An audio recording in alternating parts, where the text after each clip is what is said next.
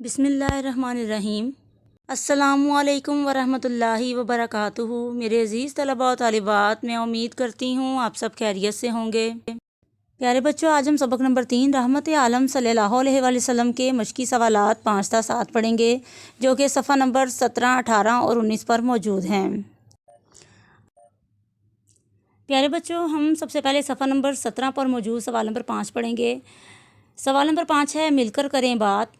School میں سیرت محمد رسول اللہ خاتم النبیین صلی اللہ علیہ وآلہ وسلم کے موضوع پر منعقد ہونے والی کسی تقریب کے بارے میں اپنے خیالات کا اظہار کریں۔ تو عزیز طلباء، آپ نے اپنے اسکول میں منعقد ہونے والی کسی بھی تقریب کے بارے میں جس میں سیرت محمد رسول اللہ صلی اللہ علیہ وآلہ وسلم کا ذکر کیا گیا ہو، جیسا کہ کوئی محفل میلاد جس میں سیرت محمد کا ذکر کیا گیا ہو، آپ نے اس تقریب کے بارے میں اپنے الفاظ میں اپنے خیالات کا اظہار کرنا ہے اور اس کو کاپی پر لکھنا ہے۔ صفحہ نمبر 18 پر سوال نمبر 6 موجود ہے، لفظوں کا کھیل۔ درج ذیل الفاظ کو معمے میں سے تلاش کر کے ان کے گرد دائرہ لگائیں اور الف بائی ترتیب سے نیچے دی ہوئی جگہ میں لکھیں۔ معمے یعنی کہ آپ کو پتہ ہوگا، جس کو آپ پزل بولتے ہیں انگلش میں، یہ پزل دیا گیا ہے۔ ہم نے ان دیے گئے الفاظ کو ان پزل میں سے تلاش کرنا ہے اور پھر اس کے بعد ان کو حروف تہجی کی ترتیب میں، یعنی کہ جو الف والا لفظ ہوگا وہ ہم نے پہلی بلینک میں لکھنا ہے، اس کے بعد بے کے لفظ کو ہم نے دوسرے کھانے میں لکھنا ہے۔ اس طریقے سے ہم نے اس کو پر کرنا ہے۔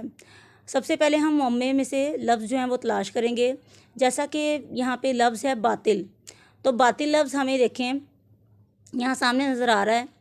دوسرے کھانے میں بے سے لفظ شروع ہو رہا ہے، بے الف توئیں لام، تو یہ باطل، یہاں پہ ہم نے اس کو اس طرح سرکل کرنا ہے اس طریقے سے۔ اس کے بعد اگلا لفظ ہے صادق۔ صادق جو ہے وہ پہلے ڈبے میں موجود ہے، سواد الف دال کاف، ہم نے اس کو سرکل کر دینا ہے۔ اس کے بعد لفظ ہے امین۔ امین لفظ بھی اس جگہ موجود ہے اور یہاں سے یہ شروع ہو رہا ہے، الف میم یہ نون، ہم نے اس کو ملا دینا ہے اور سرکل کر دینا ہے۔ اس کے بعد لفظ ہے ہیبت۔ ہیبت لفظ جو ہے یہ موجود ہے یہاں پہ، ہے یہ بے تے، ہم نے اس کو آپس میں ملا کر دائرہ لگانا ہے اور اس لفظ کو مکمل کرنا ہے۔ اس کے بعد اگلا لفظ ہے نبوت۔ نبوت لفظ جو ہے وہ چوتھے ڈبے میں موجود ہے، جیسا کہ نون بے واؤ واؤ تے، کیونکہ واؤ کی 2 دفعہ آواز ہے، اس کے اوپر شد ہے، اس وجہ سے یہ ڈبل ہے یہاں پہ۔ تو یہاں پہ ہم نے اس نبوت کو سرکل کر دینا ہے۔ اس کے بعد ہے قسمت۔ قسمت جو ہے وہ یہاں پہ آخری ڈبے میں موجود ہے، کاف سین میم تے، تو ہم نے ان سب کو ملا کر اس لفظ کو مکمل کرنا ہے۔ اس کے بعد ہم نے دی ہوئی خالی جگہ میں ان لفظ کو لکھنا ہے سب سے، اور ہم نے یہاں پہ الف بائی ترتیب سے لکھنا ہے، یعنی کہ حروف تہجی کی ترتیب سے، کہ جیسے الف بے میں پہلے الف آتا ہے تو ہم پہلے الف والا لفظ لکھیں گے، تو الف سے یہاں پہ امین بنتا ہے تو ہم یہاں پہ امین لکھیں گے۔ الف کے بعد بے کا لفظ یہاں پہ باطل ہے تو ہم یہاں پہ دوسرے میں لکھیں گے باطل۔ بے کے بعد ہم اسی ترتیب سے آگے چلتے جائیں گے، تو جو الفاظ جس حروف سے جو الفاظ موجود نہیں ہوگا ہم نے اس کو چھوڑ دینا ہے، اس سے اگلے حرف کی طرف ہم نے چلنا ہے۔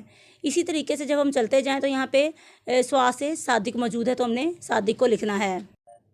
صادق کے بعد اگر ہم الفاظ میں دیکھیں تو سواد کے بعد زواد، توئیں زوئیں، آئین گئین، فے کاف آتا ہے، تو توئیں زوئیں آئین گئین سے کوئی بھی لفظ یہاں پہ موجود نہیں ہے، تو اس کے بعد جو آنے والا لفظ ہے وہ کاف آ رہا ہے، تو کاف سے قسمت بنتا ہے تو ہم قسمت کو یہاں پہ لکھیں گے۔ قسمت کے بعد ہم اگلا لفظ دیکھیں گے، کاف گاف لام میم، تو یہ ان حروف سے بھی کوئی بھی لفظ شروع نہیں ہو رہا، تو ہم پھر نون کی طرف چلیں گے، تو نون سے یہاں پہ نبوت آتا ہے۔ نبوت کے بعد آگے دیکھیں، واؤ، واؤ کا لفظ بھی کوئی نہیں ہے، تو اس وجہ سے ہم ہے کو لیں گے، تو ہے سے یہاں پہ ہے بتائے گا۔ اس طرح ہم نے تمام خالی جگہ پر کو اس طریقے سے حروف تہجی کی ترتیب سے پر کر لینا ہے۔ اس کے بعد آگے ہے قواعد سیکھیں۔ قواعد سیکھیں ان کے گرامر کا، یہ کوئی گرامر کا ٹاپک ہے۔ وقفہ، یہ وقفہ کی علامت دی گئی ہے۔ دیے ہوئے جملے غور سے پڑھیں۔ وقفہ کی علامت جو ہوتی ہے وہ سکتہ سے تھوڑا زیادہ ٹھہراؤ کے لیے ہوتی ہے۔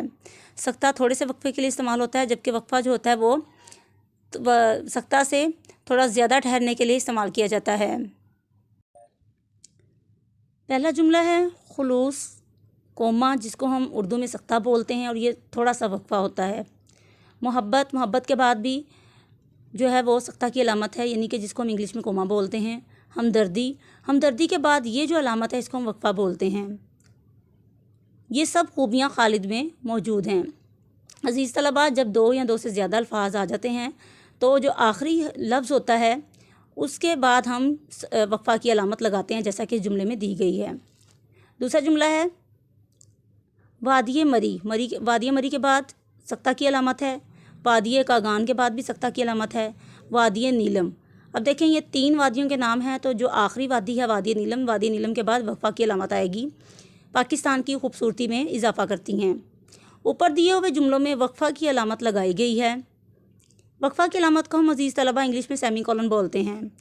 جب کئی لفظوں کے درمیان سکتے کا استعمال ہوتا ہے تو آخری ٹکڑے سے پہلے وقفے کی طوالت قدرے بڑھ جاتی ہے، چنانچہ ایسے موقع پر وقفہ کی علامت استعمال کی جاتی ہے، جیسا کہ میں آپ کو پہلے بھی بتا چکی ہوں۔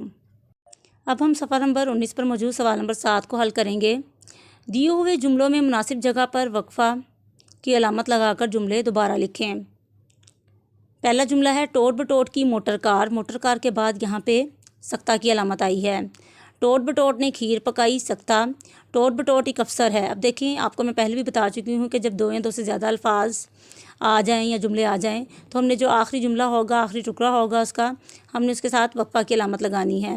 تو ہم ٹوٹ بٹوٹ ایک افسر ہے کے بعد وقفہ کی علامت اس طریقے سے لگائیں گے۔ یہ سب صوفی غلام مصطفیٰ تبسم کی مشہور نظمیں ہیں۔ موتیا، سکتہ، گلاب، سکتہ، گیندا، سکتہ، سورج مکھی۔ اب یہ تمام پھولوں کے نام ہیں، تو یہاں پہ جو آخری والا ٹکڑا ہے سورج مکھی، اس کے بعد ہم وقفہ کی علامت اس طریقے سے لگائیں گے۔ باغ میں اپنی بہار دکھا رہے تھے۔ مارخور، سکتہ، ہاکی، سکتہ، چکور آخری لفظ ہے تو ہم وقفہ کا استعمال کریں گے۔ چکور ہماری قومی شناخت کا حصہ ہیں۔ وعدہ خلافی، سکتہ، جھوٹ، سکتہ، بددیانتی، وقفہ کی علامت لگائیں گے کیونکہ یہ آخری لفظ ہے۔ ان سب باتوں سے وہ دور بھاگتا ہے۔